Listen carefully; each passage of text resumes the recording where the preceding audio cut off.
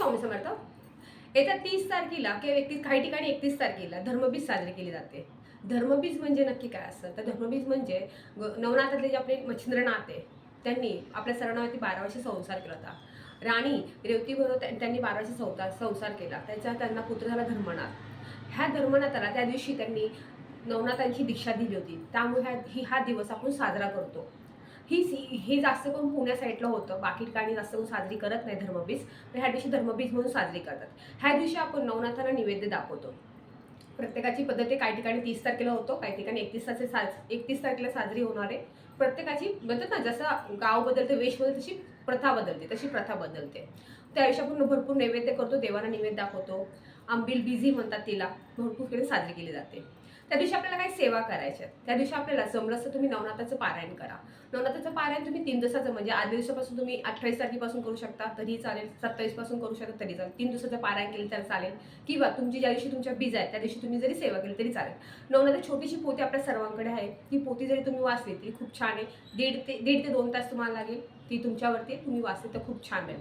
नाही तुम्हाला जमत ती सेवा करायला तर तुम्ही त्या दिवशी एक माळ स्वामींची करा. श्री स्वामी समर्थ ही एक माळ जप केली तरी चालेल.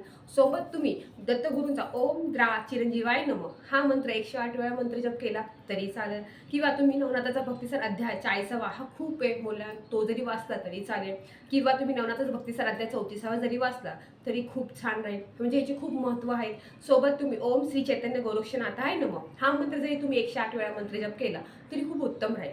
ह्या सेवा त्या दिवशी आपल्याला करायच्यात न चुकता, कारण की धर्मबीज म्हणजे खूप नवनाथांचे आपल्याला याचे आशीर्वाद भेटणार आहे त्या दिवशी.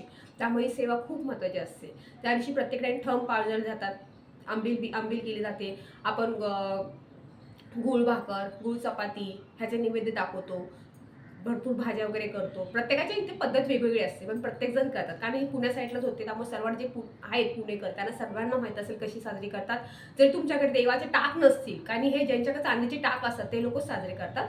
बाकी तुम्ही ज्यांच्याकडे चांदीचे टाक नसतील, तुम्ही नैवेद्य नसेल दाखवत तरी ही सेवा नक्की करा, कारण सेवेला खूप महत्त्व आहे. ह्या सेवेमुळे आपल्याला आपल्या घरात सुख शांती समृद्धी सर्वांचं आरोग्य चांगलं राहणं, कारण नवनाथांचे आशीर्वाद भेटणं म्हणजे साक्षात देवाचेच आशीर्वाद भेटणार आहेत, कारण हे दत्तगुरूंचेच आहेत. त्यामुळे आपल्याला यांचे आशीर्वाद आपल्याला खूप महत्त्वाचे आहेत. त्यामुळे ही सेवा नक्की करा. जमेल तशी वेळ भेटेल तशी सेवा करा. असं नाही म्हणत तुम्ही पारायणच करा. तुम्हाला जसे मंत्र सांगितले ते मंत्र तुम्ही जरी जप केले तरी चालेल. श्री स्वामी समर्थ.